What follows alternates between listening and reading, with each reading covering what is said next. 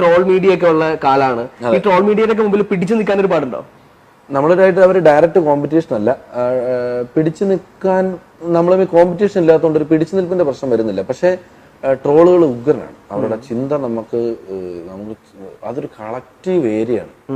ഒരു കളക്റ്റീവ് ഏരിയയാണ്, ഒരാളുടെ തോട്ട് പ്രോസസ് അല്ല. അതിന്റെ ഒരാളുടെ അല്ല, അവിടെ തമാശയ്ക്ക് വേണ്ടി ഒരു ലക്ഷം പേരുടെ ഗ്രൂപ്പ്, 2 ലക്ഷം പേരുടെ ഗ്രൂപ്പ്, അതിൽ നിന്നും ഒരു 10 അഡ്മിനുകൾ ഇരുന്ന് ഫിൽട്ടർ ചെയ്തെടുക്കുന്നു, അതാണ് പോസ്റ്റ് ചെയ്യുന്നത്. അതുകൊണ്ട് അതിന്റെ നല്ല രസമാണ്. ഒരു സ്റ്റിൽ ഫോട്ടോ മതി പല സമയത്തും നമുക്ക്. ഞാനൊക്കെ ചിരിക്കുന്നതിന് കൈയും കണക്കുമല്ലേ.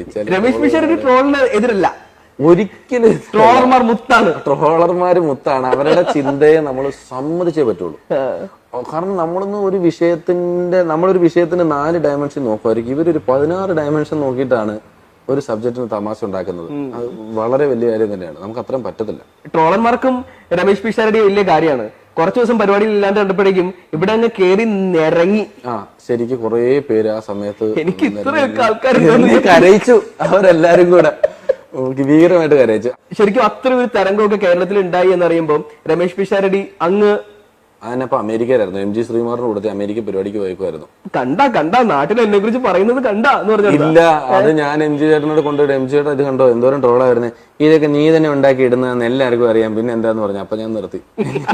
എന്തോ പറയാനാ. ആ സമയത്താണോ രമേശ് പിഷാരടിക്ക് പ്രേക്ഷകർക്കിടയിലുള്ള ഒരു സ്വാധീനം കുറച്ചുകൂടി വ്യക്തമായിട്ട് മനസ്സിലായത്? കാണാതെ പോകുമ്പോൾ അന്വേഷിക്കുക എന്ന് പറയുന്നത് ഒരു വലിയ സ്നേഹമുള്ള കാര്യം തന്നെയാണ്. എനിക്ക് കുറച്ച് മനസ്സിലായി. ഇത്രയും ഞാൻ പ്രതീക്ഷിച്ചിട്ടില്ലായിരുന്നു. അത് സത്യമാണ്. ഡയറക്ടർ സിദ്ദിഖ് സാറൊക്കെ പറഞ്ഞു കേട്ടിട്ടുണ്ട്, പുറത്തൊക്കെ ചെല്ലുന്ന സമയത്ത് അവിടെ ഇപ്പോഴും നമ്മൾ പണ്ടെങ്ങോ അടിച്ച കോമഡികളാണ് അവരിവിടെ അടിച്ചുകൊണ്ടിരിക്കുന്നത്. പക്ഷെ മലയാളിക്ക് ഏറ്റവും പുതിയ തമാശ കിട്ടാണ്ട് അവനത് ഏക്കൂലെന്ന് മാത്രമല്ല, ഇവരുടെ വേറൊരു കാര്യം അറിയാമോ? ഞാൻ ചില കാര്യങ്ങളിൽ എനിക്ക് ഭയങ്കര ഇത് തോന്നുന്നു. അതായത് നമ്മൾ 10 വർഷം മുമ്പ് ചെയ്തൊരു വീഡിയോ ഇപ്പം അപ്ലോഡ് ചെയ്ത് വരികയാണ്. ഇതിന്റെ താഴെ ആളുകൾ അയ്യോ സഹിക്കുന്നില്ലേ ചളി, ഇതൊക്കെ നമ്മൾ എങ്ങനെ സഹിക്കും, എന്ത് മോശമാണെന്നും പറഞ്ഞ് കുറേ ഒന്നൊന്നുമില്ല കേട്ടോ, ഒരു 500-600 കമന്റുകൾ ഇതിന്റെ താഴെ വരും. ഇത് 10 വർഷം മുമ്പെന്ന് പറഞ്ഞാൽ ഏകദേശം ഈ കമന്റ് അടിക്കുന്നവൻ ചിലപ്പോൾ കട്ടിലെ മൂത്രമൊഴിക്കുന്ന സമയമായിരിക്കും. അപ്പൊ അയ്യോ നീ കട്ടിലെ മൂത്രമൊഴിച്ചല്ലോ എന്ന് നമുക്ക് കുറ്റം പറയാൻ പറ്റുമോ? ഓരോ കാലസ്ഥിതിക്ക് അനുസരിച്ച് അതാത് കാലത്ത്, ഞാൻ പറയുന്നത് ഇപ്പോഴത്തെ ലെജൻസ് ആയിട്ടുള്ള ആൾക്കാർ ചെയ്ത പാട്ടാണ്. ഇപ്പം തെന്നൽ വന്ന് തീണ്ടും പോത് എന്ന വണ്ണ എന്നുള്ള പാട്ടുണ്ടല്ലോ. ഈ പാട്ട് യൂട്യൂബില് തൈക്കുടം ബ്രിഡ്ജ് പാടിയതിന്റെ കീഴെ ഒരാൾ കമന്റ് ഇട്ടിരിക്കുകയാണ്, ഇളയരാജ ഇതൊന്ന് കേൾക്കണം, എന്ത് രസമായിട്ടാണ് ഇയാൾ പാടിയിരിക്കുന്നത്, ആ പാട്ട് ശരിക്കും ഇളയരാജ പാടി നശിപ്പിച്ചു. ഇത് ശരിക്കും സിനിമയില് നാസർ എന്ന് പറയുന്ന നടനാണ് വിഷ്വൽ അഭിനയിച്ചിരിക്കുന്നത്. അതിൽ നാസർ ഒരു വയ്യാത്ത ആളായിട്ടാണ് പല്ലൊക്കെ വെച്ച് കെട്ടിയിട്ട് ഇരുന്നിട്ടാണ് തെന്നൽ വന്ന് ഇങ്ങനെ ഒരു പാട്ടാണ്.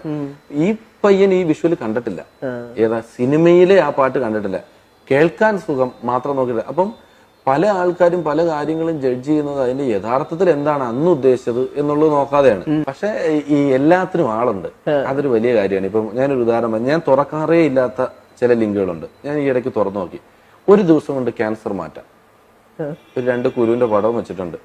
ഇത് നമുക്ക് സാമാന്യ ബുദ്ധിയിൽ ചിന്തിക്കാൻ ഇത് പ്രാക്ടിക്കൽ അല്ല. ഇത് കണ്ടുപിടിച്ചിട്ടുണ്ടെങ്കിൽ ഇവിടെ ഏറ്റവും വലിയ വാർത്തയല്ലേ. ഞാനത് വെറുതെ തുറന്നു നോക്കിയപ്പോ അതിന്റെ താഴെ 1600ഓളം കമന്റ് കിടക്കുകയാണ്. ഇത് നടക്കുമെന്നോ നടക്കില്ലെന്നോ, ഇത് മണ്ടത്തരമാണെന്നും ഇതാണ്. അപ്പൊ ഇതിനു വേണ്ടിയൊക്കെ സമയം നമ്മൾ കണ്ടെത്തുന്നുണ്ടല്ലോ ഒരു വലിയ വിഭാഗം ആളുകൾ എന്നുള്ളത് വലിയ കാര്യം തന്നെയാണ്. ഞാൻ ശ്രദ്ധിച്ചൊരു കാര്യം, ഇവിടെ ഒരു അല്പം മുൻപ് ഒരാള് രമേശ് പിഷാരടിയെ വിളിക്കുന്ന സമയത്ത് വാട്സപ്പ് ഇല്ല കേട്ടോ, എനിക്ക് ടെക്സ്റ്റ് ചെയ്താൽ മതി. വാട്സപ്പ് ഉപേക്ഷിച്ചു, ഭാര്യ ഉപേക്ഷിച്ചു എന്നൊക്കെ പറയുന്നത്. അതെന്താന്നറിയാമോ, നമ്മളെ ഗ്രൂപ്പിൽ ചേർക്കും. നമ്മൾ ലെഫ്റ്റ് അടിച്ച് വിടണം, ഇവൻ നേരിട്ട് വിളിച്ചിട്ട് പറയാം അതെന്ത് പരിപാടിയാണ്, നീ ലെഫ്റ്റ് അടിച്ചാൽ അത് ഇതാന്ന് പറഞ്ഞിട്ട് ഗ്രൂപ്പ് എന്ന് പറഞ്ഞാൽ ഫ്ലാറ്റിന്റെ ഗ്രൂപ്പ്, കൊച്ചു പഠിക്കുന്ന സ്കൂളിന്റെ ഗ്രൂപ്പ്, ഓരോ പ്രോഗ്രാമിന്റെ ഗ്രൂപ്പ്, അഭിനയിക്കുന്ന സിനിമയുടെ ഗ്രൂപ്പ്, അത് ഇതൊന്നും എല്ലാ ഗ്രൂപ്പ്. രാവിലെ തന്നെ ഒരു മനുഷ്യനും 2500 ഗുഡ് മോർണിംഗ് എന്ന് പറഞ്ഞാൽ താങ്ങാവുന്നതാണോ? 2 ഗുഡ് മോർണിംഗ് പറയാം, ഒരു 10 എണ്ണം ആയിക്കോട്ടെ. ഒരു മനുഷ്യൻ രാവിലെ നെറ്റ് ഓൺ അങ്ങോട്ട് സ്കൂൾ വിട്ട പോലെ മെസ്സേജ് വരിക, നോക്കുമ്പോ 2000 ഗുഡ് മോർണിംഗ്.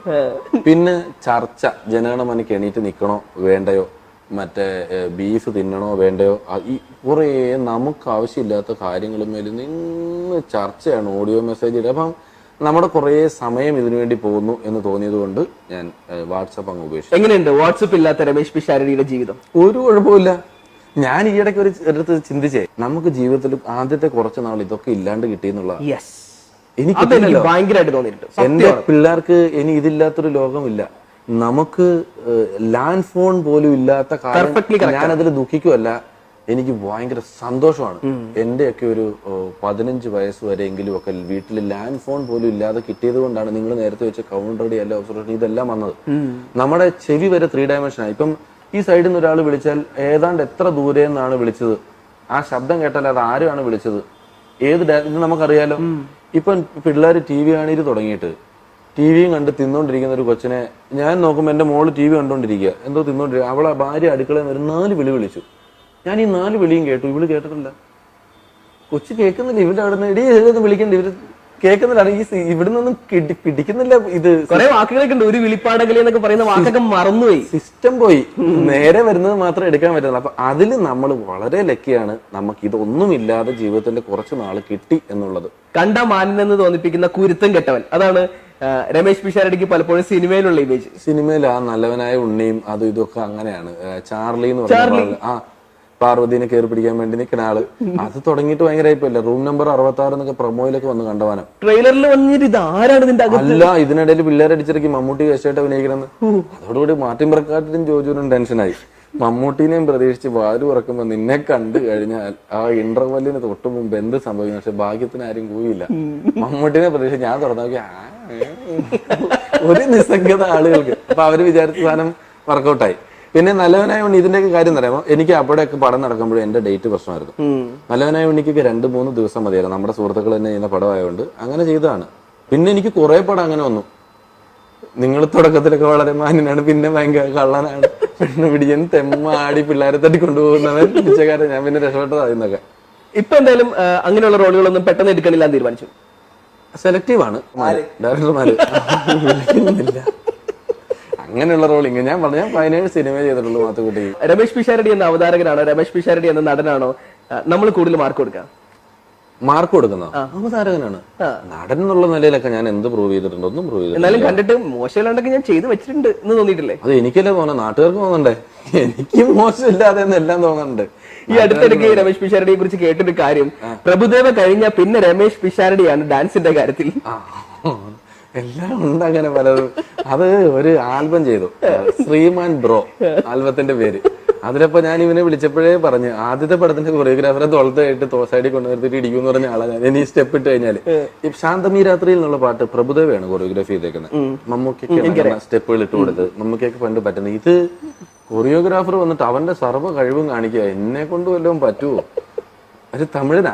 ഞാൻ പതുക്കെ അവനെ കൊണ്ട് ഇത് വന്ന് കേരളം അന്തമാതിരി ഒന്നും നടക്കാതെ നല്ല ഇടി കിട്ടുമെന്ന് പറഞ്ഞു. പിന്നെ സ്റ്റെപ്പ് അവൻ മാറ്റി വളരെ രസമാക്കി വെച്ചു. ഞാൻ പഴയ ഒരു ഫോട്ടോ കണ്ടിട്ടുണ്ട്, രമേശ് പിഷാരടി കൈരളിയാണെന്ന് തോന്നിപ്പിക്കുന്ന ഒരു ഫോട്ടോ. ഇങ്ങനെ ഇരിക്കുന്ന ഫോട്ടോ. അത് കോളേജിൽ പെണ്ണുങ്ങളെ ഇംപ്രസ് ചെയ്യാൻ വേണ്ടി ചെയ്തതാ. ശരിക്കും ആ സമയത്ത് ഞാൻ ഇരിക്കുവായിരുന്നു അങ്ങനെ. തച്ചോളി വർഗീസ് ചേകവർ എന്ന് പറഞ്ഞ പടമൊക്കെ ഇറങ്ങിയ സമയത്ത് ഞാൻ ഈ കട്ടിലെ പിടിച്ചിട്ട് കാലിങ്ങനെ അകത്തി വെച്ച് ശീലിച്ച് നമ്മൾ എവിടെയെങ്കിലും ഒക്കെ ഇങ്ങനെ തർക്കമൊക്കെ നടന്നിട്ട് അവസാനം എന്ത് വിഷയത്തിൽ തർക്കിച്ചാലും അവസാനം തോക്കൂന്നാവുമ്പോ എന്നാ നിനക്ക് ഇങ്ങനെ ഇരിക്കാൻ പറ്റുമോ? അപ്പൊ അവൻ തോറ്റു. അങ്ങനെ കൊണ്ടുവരണം. മോഹൻലാൽ ഫാനായിരുന്നോ? ഫാനായിരുന്നു, ഒരു സംശയമൊന്നുമില്ല. എല്ലാവരുടെയും ഫാനായിരുന്നു. ഓരോ സിനിമയ്ക്ക് ഓരോരുത്തരാണല്ലോ. ഒരു സിനിമ കണ്ടു കഴിഞ്ഞാൽ 2 ദിവസം അതിന്റെ ഫാനായിരിക്കും. ഞാൻ ധൂം എന്ന് പറഞ്ഞ പടം കണ്ടിട്ട് തിരിച്ചു വരുമ്പോൾ ബൈക്ക് കുറെ സ്പീഡിൽ ഓടിച്ചെന്നേ. വണ്ടി ഇടിക്കാൻ ഞാൻ ഭാഗ്യം. എന്തായാലും കണ്ടു കഴിഞ്ഞാൽ കുറച്ച് ദിവസത്തേക്ക് അതിന്റെ പുറകെ കുറച്ച് ഇതുണ്ടാവും. ഞാനൊരു ജാക്കിച്ചാന്റെ പടം കണ്ടിട്ട് വീട്ടിൽ ഇടിക്കുന്ന ചാക്ക് തൂക്കിയിട്ടുണ്ട്, അറിയാമോ?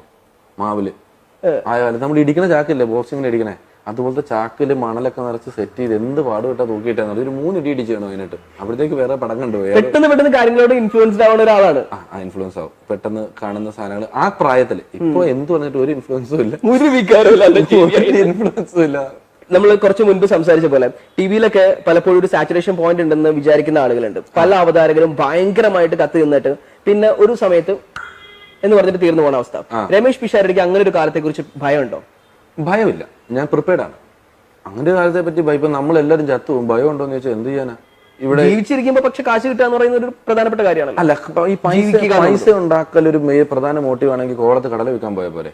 ഇത്രയും കാശ് കിട്ടില്ല. ഇത്രയും കാശ് കിട്ടും നമ്മൾ പണ്ട് വിചാരിച്ചാണോ? ഇത് കിട്ടി തുടങ്ങിയില്ലേ?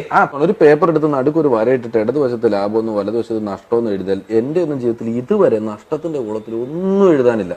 കിട്ടിയിടത്തോളം ലാഭമാണ്. പിന്നെ റബ്ബർ കർഷകർ പറയുന്ന പോലെ വില ലാഭം കുറയുന്നതിന് നഷ്ടമെന്ന് പറയരുത്. ലാഭത്തിലുള്ള കുറവ് മാത്രമേ സംഭവിച്ചിട്ടുള്ളൂ. ലാഭത്തിൽ കുറവേ വരുള്ളൂ. ഇനിയിപ്പോ ഞാൻ പറഞ്ഞാൽ എനിക്ക് പരിപാടി ഇല്ലാതായാലും ഞാൻ നല്ല കഷ്ടപ്പാടായാലും അതൊക്കെ എന്റെ ലാഭത്തിലെ കുറവാണ്. നഷ്ടം എന്ന് പറയണമെങ്കിൽ ജീവിതം ബോണസ് ആണ് രമേശ് പിഷാരടി. അതെ, എന്റെ ക്യാപിറ്റലിന്റെ ബാക്കിൽ പോകണമെങ്കിലുണ്ടല്ലോ നല്ല പാടാ നമ്മുടെ പഴയ അവസ്ഥ വെച്ചിട്ട്. എന്റെ വീട്ടിൽ കാർ പോർച്ച് ഇല്ല, എന്റെ അച്ഛൻ പണിത വീട്ടിൽ. കാരണം ആരും വീട്ടിൽ കാർ മേടിക്കുമെന്ന് പുള്ളിക്ക് ഉറപ്പായിരുന്നു. കാർ പോർച്ച് ഇല്ലാത്ത വീടായിരുന്നു. ഞാൻ പിന്നെ ഷീറ്റ് ഇട്ടിട്ട് വണ്ടി മേടിച്ചപ്പോ മുന്നേ കൊണ്ട് നിർത്തിയത്. ഉദയനാണ് കാര്യത്തിൽ ശ്രീനിവാസൻ പറയുന്ന പോലെ ഈ കാലമൊക്കെ കഴിയുമ്പോഴേക്കും പിടിച്ചു നിൽക്കാൻ വേണ്ടിട്ട് പൊറോട്ട ബിസിനസ് തുടങ്ങാനുള്ള പ്ലാൻ ഉണ്ടോ? ബിസിനസ് ഇപ്പൊ ഒന്നും തന്നെ പ്ലാൻ ഇല്ല. ഇപ്പൊ ഇതിൽ ഫോക്കസ് ചെയ്യാന്നുള്ളതാണ്. ഇതിൽ നിന്നുകൊണ്ട് വേറെ ബിസിനസിനെ പറ്റി ആലോചിച്ച് ഇതും കൂടി ഇല്ലാണ്ടായി പോകും. ഇൻ കേസ് രമേശ് പിഷാരടി ഒരു ബിസിനസ് ചെയ്യുകയാണെങ്കിൽ എന്തൊക്കെയായിരിക്കും? ഞാൻ ബിസിനസ് ചെയ്യുകയാണെങ്കിൽ പെറ്റ്സിന്റെ ബിസിനസ് ആയിരിക്കുള്ളൂ ചെയ്യാൻ പോണത്. ഓമന മൃഗങ്ങളോട് ഭയങ്കര ഓമനത്തുള്ള ആളാണ്. എനിക്ക് മൃഗങ്ങൾ ഭയങ്കര വീക്ക്നെസ്സാണ്. ഓമന മൃഗമൊന്നുമില്ല, അത് എന്നാ മൃഗമാണെങ്കിലും വണ്ടിനെ കണ്ടാലും എനിക്ക് ഭയങ്കര ഇഷ്ടമാണ്. എനിക്കിത് ഭയങ്കര കോമഡിയാണ്. കൊതുകിനെ മാത്രമേ കൊല്ലാറുള്ളൂ. കൊതുകിനെ തന്നെ എന്റെ അത്ര കൊതുക് കുത്താറില്ല. നിങ്ങൾ പറഞ്ഞു എല്ലാം പിഷാരടി ബ്ലഡിന് ചിലപ്പോൾ കൊതുക് താല്പര്യം ഉണ്ടാവില്ല. എനിക്കറിയാൻ പാടില്ല. എന്നെ കമ്പാരിറ്റീവ്ലി മുട്ട മാത്രം കൊതുക് എന്നെ അത്ര കുത്താറില്ല. എനിക്ക് തോന്നുന്നൊരു കാര്യം പറയട്ടെ, കൊതുക് നമ്മുടെ വേർപ്പിന്റെ മണം വെച്ചിട്ടാണ് സെൻസ് ചെയ്ത് പിടിക്കുന്നത്. അല്ലാതെ കൊതുക് കണ്ണിൽ നോക്കിയിട്ടാ ഇതൊരു മനുഷ്യനാണല്ലോ ഇവനെ കുത്തിയേക്കാന്നല്ല, മണം വെച്ചിട്ടാണ് കൊതുക് പിടിക്കുന്നത്. എനിക്ക് പൊതുവെ വേർപ്പില്ല.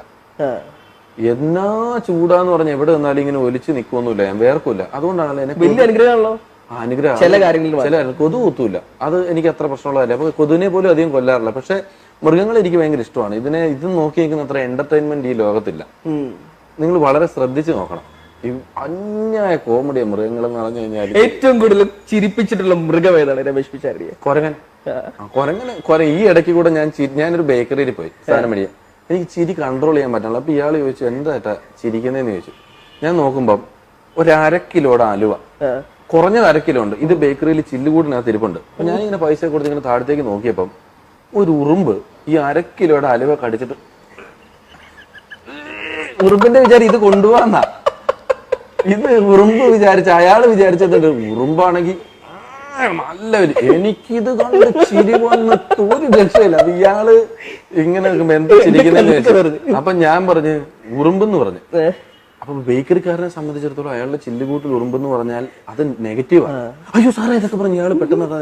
എന്നിട്ട് ഇയാൾ എന്നെ ഭ്രാന്തനെ നോക്കണമല്ലോ നോക്കാം. ഇവൻ എന്റെ ബേക്കറിയിലെ അലുവയ്ക്ക് അകത്ത് ഉറുമ്പ് കയറിയിട്ട് ഇവൻ ചിരിക്കുവാണല്ലോ എന്നുള്ള സിസ്റ്റമാണ്. അതുപോലെ ഞാൻ വേറൊരു ദിവസം പഴനിയിൽ പോയപ്പം 3ാമത്തെ നിലയിൽ ഒരു കുരങ്ങൻ. അപ്പൊ ഈ സൺഷെയ്ഡില് ഈ ബിൽഡിങ്ങിന്റെ എന്റെ വെയിൽ വീഴുന്നുണ്ട്. അപ്പം പകുതിക്ക് തണലാണ്, ഈ സൺഷെയ്ഡിന്റെ പകുതിക്ക് വെയിലാണ്. കുരങ്ങൻ ഈ വെയിലിൽ വന്നിരിക്കുക. അതായത് 1 അടി മാറിയിരുന്ന കുരങ്ങന് തണലത്തിരിക്കാം, പക്ഷെ പുള്ളി വെയിലത്തിരിക്കുക. എന്നിട്ട് വക്കത്തായിരിക്കുന്നത്. ഇതിന്റെ കാലിന്റെ നഖമൊക്കെ ഈ സൺഷെയ്ഡിന്റെ പുറത്തേക്ക്, അത് ഇങ്ങനെ ഇത്രയും വക്കത്തായിരിക്കുന്നത്. എന്നിട്ട് ഉറക്കം തൂങ്ങുക. എന്തൊരു റിസ്ക് ആണ് ഈ കുരങ്ങനെടുത്തിരിക്കുന്നത്. ഇതിനൊന്ന് അങ്ങോട്ട് മാറി ആ തണലത്ത് സ്വസ്ഥമായിട്ടിരുന്ന് ഉറങ്ങാനുള്ള ഓപ്ഷൻ ഉണ്ട് അല്ലെ? അത് 1 അടി ഇപ്പുറത്ത് ജീവിതം സുരക്ഷിതമാണ്, സുഖമാണ്. എന്നിട്ടും പുള്ളി നല്ല വെയിലത്തിരുന്നിട്ട് അറ്റത്തിരുന്ന് റിസ്ക് എടുത്ത് ഉറങ്ങുക. ഇടയ്ക്കിടയ്ക്ക് വീഴാൻ പോയിട്ട് പുള്ളി ഇത്ര ഹൈറ്റ് ഉണ്ടോ പിന്നെ സെറ്റില്ല. എനിക്ക് അപ്പൊ മൃഗങ്ങൾ എന്ന് പറയുന്ന സാധനത്തിന്റെ അത്രയും കോമഡി കിട്ടുന്ന. അതുപോലെ ഞാൻ വർത്താനം പറയും ഇവരോട്, ഇത് പരാന്താന്ന് പറയുക. ചില പട്ടിയൊക്കെ ചില റോട്ടിൽ കൂടെ പോണണ്ടാലേ എന്തോ അവിടെ കുട മറന്നു വെച്ചിട്ട് എടുക്കാൻ പോണാണോ എന്നൊക്കെ ഉള്ള പോലെ വളരെ സീരിയസാ. മോഹനുണ്ടോ ഭയങ്കര സീരിയസ് ആയിട്ട് ഇങ്ങനെ പോവാ. അപ്പൊ ഞാൻ എവിടെ പോടാ പോയി പട്ടി പറഞ്ഞു ഇങ്ങനെ. പട്ടീനോടൊക്കെ ഞാൻ ചോദിക്കാറൊക്കെ പേടിപ്പിക്കുക പോട്ടെ ഇത് എന്താണ് ഇയാള് പറഞ്ഞത്. അപ്പം മൃഗങ്ങളുടെ ബിസിനസ് ആയിരിക്കും ഞാൻ എന്തെങ്കിലും ചെയ്താൽ ചെയ്യാൻ പോണത്. എനിക്ക് കുറച്ച് ആന്റിക്സിനോടൊക്കെ ഇഷ്ടമുണ്ട്. അതുകൊണ്ട് തന്നെ ഞാൻ ഏതൊരു ഇന്റർവ്യൂല് രമേശ് പിഷാരടി എടുത്തു വെച്ച ഒരു പഴയ റേഡിയോയുടെ കാര്യം ഞാൻ റേഡിയോ ഉണ്ട്. 81 മോഡൽ വിജയ് സൂപ്പർ ഉണ്ട്, റെക്കോർഡുകളുണ്ട്, 70 ക്യാമറ ഉണ്ട്, പഴയ സാധനങ്ങൾ കുറെ ഉണ്ട്. എന്റെ തന്നെ ഈ ആന്റിക്സ് എന്ന് പറയുന്നത് വേറൊരുത്തന്റെ പഴയ സാധനം പൈസ കൊടുത്ത് മേടിച്ച് സൂക്ഷിക്കണല്ല. എനിക്ക് 4 വയസ്സ് ഉള്ളപ്പോ മേടിച്ചു തന്ന ടോയ് എന്റെ കയ്യിലുണ്ട് ഇപ്പോഴും. ഒരു പട്ടിയൊക്കെ ഇപ്പോഴും എന്റെ കയ്യിലുണ്ട്. പെട്ടെന്ന് എനിക്ക് ദിവസം 2 പല്ല് വന്നു. അപ്പൊ എനിക്ക് വാങ്ങാൻ വേണ്ടിട്ട്, അപ്പൊ എനിക്ക് തേക്കാൻ വേണ്ടിട്ട് അച്ഛൻ വാങ്ങിച്ച ബ്രഷ്. ഇത് അതുപോലത്തെ പട്ടിയുണ്ട്. എന്റെ അമ്മയുടെ ടോയ് ഉണ്ട്. എന്റെ അച്ഛന്റെ അമ്മയുടെ മുറുക്കാഞ്ചെല്ലാം എടുത്തോണ്ട് വന്നിട്ടുണ്ട്. അതിനൊക്കെ നല്ല എത്രയോ വർഷം പഴക്കമുള്ള കുറച്ച് കളക്ഷൻസ് എന്റെ കയ്യിലുണ്ട്. അതുപോലെ തന്നെ പഴയ കോമഡികള്, മറ്റേ പഴയ നാദിർഷ ദിലീപ് കാലത്ത്. അതല്ല, ഞാനിപ്പോഴും എന്തോരം പഴയ കോമഡിയെ സൂക്ഷിച്ചു വെച്ച് വെച്ചിട്ടുണ്ട്. അതൊക്കെയാണ് എന്റെ ആന്റിക്സിന്റെ കളക്ഷനാണ്. നിങ്ങളുടെ യാത്രകളിൽ നിങ്ങൾക്ക് ഇഷ്ടപ്പെട്ട ഭക്ഷണം തിരഞ്ഞെടുക്കാൻ ടേസ്റ്റി സ്പോട്സ്. ഇതൊരു ഹോട്ടലോ റെസ്റ്റോറൻറ്റോ അല്ല, ഇതൊരു മൊബൈൽ ആപ്ലിക്കേഷനാണ്. ആൻഡ്രോയിഡിലും iOS-ലും ഉണ്ട്. ഒന്ന് പരീക്ഷിച്ചു.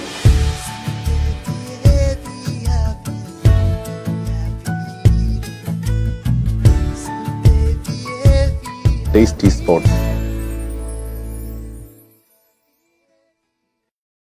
പലപ്പോഴും ആളുകൾ പറഞ്ഞിട്ടുണ്ടോ ഞാൻ വിചാരിച്ച പോലെ ഒന്നുമല്ല നിങ്ങൾ ഭയങ്കര സീരിയസ് ആണല്ലോ. എപ്പോഴും പറയാറുണ്ട്. ഒന്നാമത്തെ കാര്യം നമുക്ക് ഇച്ചിരി പൊക്കവും വലിപ്പമൊക്കെ ഉള്ള കാരണം പകുതി ജാട തന്നെ ഫീൽ ചെയ്യും. അല്ലെങ്കിൽ തന്നെ ധർമ്മജന്റെ കൂടെ നിൽക്കുമ്പോൾ പ്രത്യേകിച്ച് ഫീൽ ചെയ്യും. പകുതി ജാട തന്നെ ഫീൽ ചെയ്യും. ബാക്കി പകുതി എന്ന് പറഞ്ഞു കഴിഞ്ഞാല് എനിക്ക് പറഞ്ഞ പോലെ എനിക്കൊരു നല്ല പരിചയമാകുന്ന വരെ പലരോടും മിണ്ടാനൊന്നും പറ്റൂല. വെറുതെ നോക്കി ചിരിച്ച് കൈവീശി കാണിച്ചുകൊണ്ട് നടക്കാനൊന്നും പറ്റൂല.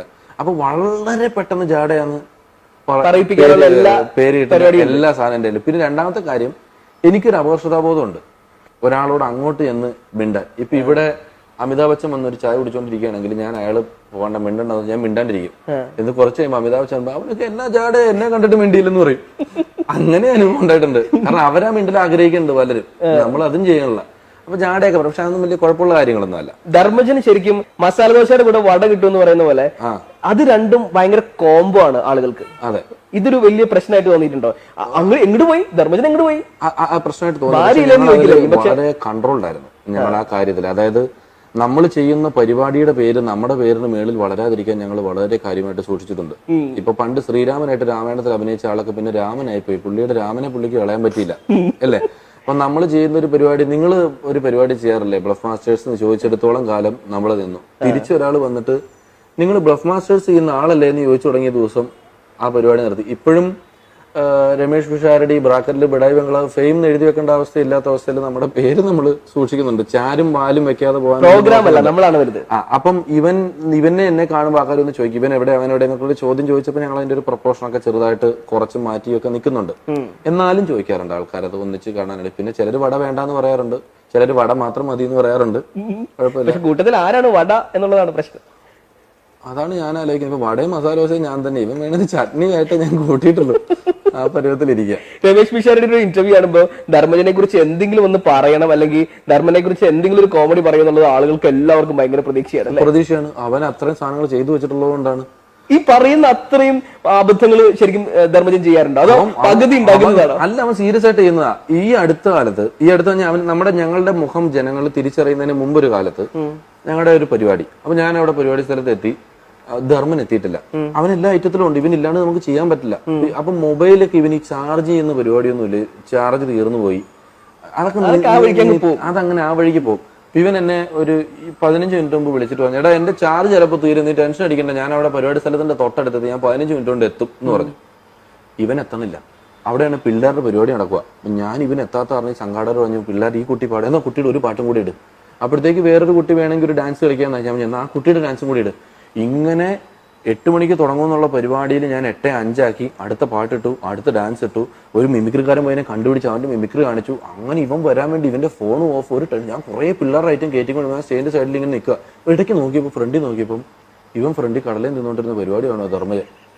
ഞാൻ ആളെ വിട്ട് വിളിച്ചുകൊണ്ട് വന്നു, എടാ നീ എന്ത് പണിയാ ഫ്രണ്ടിൽ ഇരിക്കണേ? അല്ല, പിള്ളേരുടെ പരിപാടി കഴിഞ്ഞിട്ടല്ലേ ഉള്ളൂ നമ്മുടെ പരിപാടി, എന്നാൽ അത് കണ്ടിട്ട് വരാന്ന് ഓർത്തിരിക്കുവാന്ന്. ആരെങ്കിലും ഷോയ്ക്ക് വന്നാൽ ബാക്കിലോട്ടല്ലേ വരുള്ളൂ. സ്റ്റേജിന്റെ ഫ്രണ്ടിൽ വന്നിരുന്ന പിള്ളേരുടെ ഡാൻസ് കണ്ട് കടലിൽ നിന്നുകൊണ്ടിരിക്കുവോ? ഇതൊക്കെ ഇവൻ ചെയ്തിട്ടുള്ള കാര്യമാണ്. ധർമ്മജൻ എപ്പോഴെങ്കിലും പറഞ്ഞിട്ടുണ്ടോ നീ ഇങ്ങനെ നടന്ന് നാട്ടിച്ചു തന്നെയെന്ന്? ഇല്ലില്ല, അവനെ സംബന്ധിച്ച് നഷ്ടമൊന്നുമില്ല. അവനെ സംബന്ധിച്ച് സുഖമല്ലേ. പാമ്പിന്റെ അവസ്ഥയാണല്ലോ, എനിക്ക് വേലായുധന്റെ അവസ്ഥ. റിസ്ക് ആണ്. പാമ്പിനെ കൊണ്ടു നടക്കണം, പാമ്പിന്റെ കടി കിട്ടാതെ നോക്കണം, തീറ്റ മേടിച്ച് പാമ്പിന് കൊടുക്കുകയും ചെയ്യണം. പാമ്പിന് കൊട്ടേ കിടന്നുറങ്ങുക, ആൾക്കാർ വന്നു കഴിയുമ്പോൾ തല പൊക്കിയിട്ട് പിന്നെയും കിടന്നുറങ്ങുക. ആരോടാണെങ്കിലും ഉള്ളതുപോലെ പറയുന്ന ഒരാളാണ് ധർമ്മജൻ. അതെ, പരസ്പരം ഉടക്കാനുള്ള ചാൻസ് കൂടുതലുണ്ടല്ലോ. ഉണ്ട്. ഞങ്ങൾ ഉടക്കിയിട്ടില്ല, ഇതുവരെ ഉടക്കിയിട്ടില്ല. 10-15 വർഷമായില്ല, ഇതുവരെ ഉടക്കിയിട്ടില്ല. തുറന്നു പറയും, കാര്യം പറയും. അവൻ എന്നെ ചീത്ത വിളിക്കും, ഓടും പോവും. വളരെ ചെറിയ സമയത്തൊക്കെ ഇവൻ ഈ പറയാണ്ട് പോണതിനൊക്കെ ചില വഴക്കൊക്കെ ഉണ്ടായിട്ട് ഞാൻ വഴക്കിട്ട് പോകുന്നിട്ടൊക്കെ ഉണ്ട്. ഇവന്റെ കാറിലൊരിക്കൽ ഒരു അവാർഡിന് പോയി. ഷോയുടെ ഒരു സമയത്ത് ഇവനെ കാണാനില്ല. തൊട്ടടുത്തൊക്കെ ഉണ്ടാവും, പക്ഷെ ഇവൻ മിസ്സിങ് ആവും. നമ്മളൊക്കെ ഇവനെ കാണാനും പറ്റും, കണ്ടുപിടിക്കാനും പറ്റൂല. അങ്ങനെ ഞാൻ കുറെ വഴക്കിട്ട് സ്കിറ്റ് കഴിഞ്ഞിട്ട് ഇവനെ കാണാനല്ല വരാട്ടെ, ഞാൻ ട്രാൻസ്പോർട്ടേഴ്സിന് കയറി വരാമെന്ന് പറഞ്ഞ് കോഴിക്കോട് സ്റ്റാൻഡിൽ ചെന്നു. കുറച്ച് കഴിഞ്ഞപ്പോൾ ഇവനെ എവിടെയൊക്കെ അന്വേഷിച്ച് ഞാൻ സ്റ്റാൻഡിൽ കാറും കൊണ്ട് സ്റ്റാൻഡിൽ വന്ന് കൂട്ടിക്കൊണ്ടുവന്നു. അങ്ങനത്തെ വഴക്കുകളെ ഉണ്ടായിട്ടുള്ളൂ, വേറെ വഴക്കൊന്നും ഉണ്ടായിട്ടില്ല. ഒരു ദിവസം 2 സിനിമകൾ റിലീസ് ആവുക എന്നൊക്കെ പറയുന്നത് വലിയൊരു പദവിയായിട്ട് കൊണ്ട് നടക്കുന്ന ഒരുപാട് ആൾക്കാരുണ്ട്. എനിക്ക് തോന്നുന്നു രാമന്റെ ഏതൻ തോട്ടത്തിന്റെ കൂടെ തന്നെ അച്ചായൻസ് പറയുന്നുണ്ട്. അച്ചായൻസില് അച്ഛനാണ് ഞാൻ. പള്ളിയിൽ അച്ഛനായിട്ടാണ് അഭിനയിക്കുന്നത്. ഇവരെല്ലാവരും കള്ളുകൂടി നിർത്താൻ വരുന്ന ഒരു ഡി അഡിക്ഷൻ സെന്ററിലെ പള്ളിയിൽ അച്ഛനായിട്ടാണ്. അതിൽ സീൻ എണ്ണം കുറവാണ്, പക്ഷെ ഉള്ള സീൻ നല്ല 1 തടവ സ്വന്ന 100 തടവ സ്വന്ന മാതിരി എന്നുള്ള പോലത്തെ കണ്ടിട്ട് പറയാം. നല്ല സീനുകളാണ്. ഇനിയിപ്പോ ഏതൊക്കെയാണ് പുതിയ പ്രോജക്റ്റുകൾ? ഇനി പുതിയ പ്രൊജക്ട് എന്ന് പറയുന്നത് ഒന്നുമില്ല എന്നുള്ളതാണ് സത്യം. എനിക്ക് പടമില്ല മാത്തക്കുട്ടി. ഈ സ്റ്റേജ് ഷോ ഏതാന്ന് ചോദിക്കേ. ഒരു വർഷം ഏകദേശം എത്ര സ്റ്റേജ് ഷോ ചെയ്യും? ഇപ്പോൾ കുറവാണ്, 200 എണ്ണം. വരുന്നുണ്ട്. എന്റെ പൊന്നോ, പിന്നെ ലോകം മുഴുവൻ പോയി പരിപാടി ചെയ്യുന്നു. പോക്കറ്റ് വെറുതെ അല്ല എത്ര വീർത്തിരിക്കുന്നത്. ഈ പരിപാടികൾ 200ഓളം സ്റ്റേഷനിൽ കുറെ വ്യക്തിബന്ധങ്ങൾ ഉണ്ടാവും, പിന്നെ ഉത്സവ പറമ്പുകൾ ഉണ്ടാവും. സാധാരണ സ്റ്റേജുകൾ 200 ഒരു കാലത്ത്, ഇപ്പൊ അത്രയില്ല. മുകേഷുമായിട്ടുള്ള പ്രശ്നം കാരണം കൊണ്ടാണ് നമ്മൾ കുറച്ചു കാലത്തേക്ക് ഇല്ലാണ്ടിരുന്നുള്ള രീതിയിൽ വാർത്തയ്ക്ക് വന്നു. ഇതൊക്കെ വായിച്ചപ്പോ എന്ത് തോന്നി? ഒന്നും തോന്നിയില്ല. അത് ഇവരുണ്ടാക്കി പറയുന്നതല്ലേ, നമുക്കൊന്നും പറയാൻ പറ്റത്തില്ലോ. ഇപ്പം മുകേഷ് ചേട്ടനുമായിട്ട് ഞാൻ വഴക്കിട്ടു, അല്ലെങ്കിൽ ധർമ്മജനുമായിട്ട് ഞാൻ വഴക്കിട്ടു, അങ്ങനെയുള്ള കാര്യങ്ങളൊക്കെ പലപ്പോഴും വരാറുണ്ട്, പലരും വരാറുണ്ട്. ഒരു ദിവസം ഒരു ഇന്റർവ്യൂവിൽ എന്നോട് ചോദിച്ചു, ഏറ്റവും ഇഷ്ടപ്പെട്ട വീട് ആരുടെയാന്ന് ചോദിച്ചു. ഞാൻ പറഞ്ഞു, ഞാൻ പോയിട്ടുള്ളതിൽ ഞാൻ മോഹൻലാലിന്റെ മദ്രാസിലെ വീട്ടിൽ പോയിട്ടുണ്ട്. അതെനിക്ക് വലിയ ഇഷ്ടം തോന്നി. എന്ന് വെച്ചാൽ കൗതുകമാണ്, പല സാധനങ്ങളിലും വിസ്മയാണ്, കൗതുകമുണ്ട്. അപ്പൊ ഞാൻ അത് പറഞ്ഞു. പിന്നെ എന്നോട് ഇന്റർവ്യൂ ഇങ്ങനെ തീരാറായപ്പോ ചോദിച്ചു, ഇപ്പൊ എന്താ ആഗ്രഹം? ഞാൻ ഫ്ലാറ്റിലാണ് താമസിക്കുന്നത്, എനിക്ക് വീട് വെച്ച് മാറണം എന്ന ആഗ്രഹമുണ്ട്. ഇത് പറഞ്ഞു. ഹെഡിങ് വന്നത് മോഹൻലാലിന്റെ പോലത്തെ വീട് വേണമെന്ന് പിഷാരടിയെന്ന്. എന്റെ പൊന്നെ, അതിന്റെ കീഴെ നീ ആദ്യം ആന പൊളിക്കുന്ന കണ്ട അണ്ണാ വാ പൊളിക്കല്ല, നീ ആദ്യം ഇതാ അവിടെ എനിക്കൊരു 10-600 ചീത്തവിളി കേട്ടു വെറുതെ.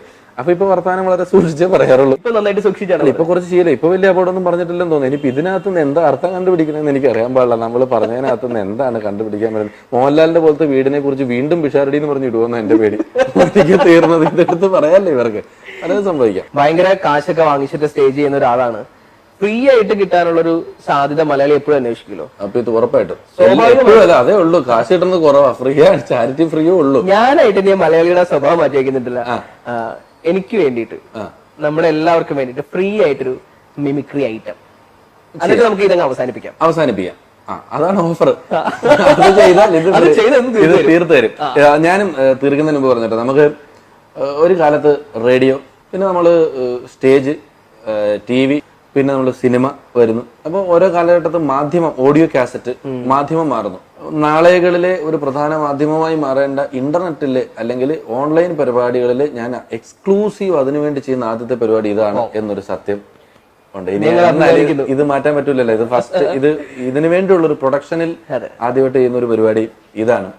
അപ്പം മാത്തുക്കുട്ടിയെ കുറിച്ച് രണ്ടുപേരും പറയാതെ പോകുന്നത് ശരിയല്ല. മാത്തുക്കുട്ടി ഇരിക്കുന്ന കസേരയിൽ ഒരുപാട് ഇരിക്കുന്ന ഒരാളാണ് ഞാൻ. കാരണം എത്രയോ ഇന്റർവ്യൂകള്, എത്രയോ ആൾക്കാരുടെ ചെയ്യേണ്ടി വരുന്ന ഒരാളാണ്. എനിക്ക് അതിന്റെ പേടിയും ബഹുമാനവും ആദരവും ഒക്കെ ഉണ്ട്. ഞാൻ ഓരോ ചോദിച്ചു, ഞാൻ മാത്തുക്കുട്ടി ഇന്റർവ്യൂ നമുക്ക് 2 രീതിയിൽ ഇന്റർവ്യൂ ചെയ്യും. ഒന്ന്, ഒരാളുടെ ഒരുപാട് പേഴ്സണൽ ചോദിച്ച് നെഗറ്റീവിന്റെ അത്രയും നന്നായിട്ട് മാർക്കറ്റ് ചെയ്യാൻ പറ്റുന്ന സാധനം ഇല്ലാത്തതുകൊണ്ട് ഒരാളുടെ വായിൽ നിന്ന് നമുക്ക് എങ്ങനെ വേണമെങ്കിലും ചാടിച്ചെടുക്കാൻ പറ്റും അവരൊരു മൂടി നിൽക്കുമ്പോൾ.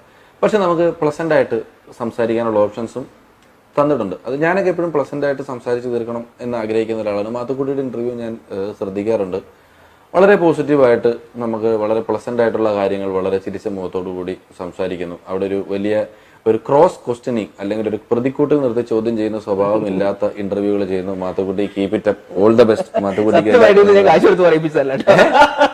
കാശ് എന്നാ പറയില്ലത്, കാശൊന്നും തന്ന് വിലക്കെടുക്കാൻ പറ്റില്ല. അപ്പോഴും നന്ദഗോപാൽ മാരാരുടെ തട്ട് കമ്മട്ടം അതൊന്നും നടക്കുന്ന കാര്യമല്ല. ഇനി മാത്തുക്കുട്ടി ചോദിച്ച കാര്യം ഫ്രീ ആയിട്ടുള്ള പരിപാടി എന്ന് പറയുന്നത്, അപ്പൊ ഞാനൊരു 2 ശബ്ദങ്ങൾ അനുകരിക്കാം. 2 മുൻ മുഖ്യമന്ത്രിമാര്, 2 പ്രതിപക്ഷ നേതാവുമാര് എന്നൊക്കെ പറയാവുന്ന ആൾക്കാരാണ്. അവരുടെ ശബ്ദം അനുകരിക്കാം. അവരുടെ ഒരു ഈയിടയ്ക്ക് അടുത്ത കാലത്ത് സൂപ്പർ ഹിറ്റ് ആയിട്ടുള്ള ഒരു ഡയലോഗ് നമുക്ക് അവരെ കൊണ്ട് പറയിക്കാം. ഓക്കെ ആണല്ലോ? ഓക്കെ. അത്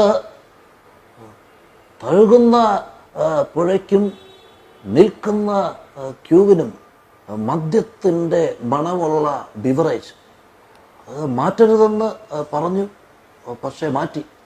They were prepared and they were strong.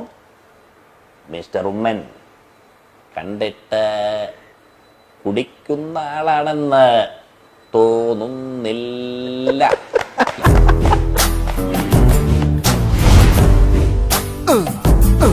Where the smoke is going up, yeah, and nothing really matters in this lonely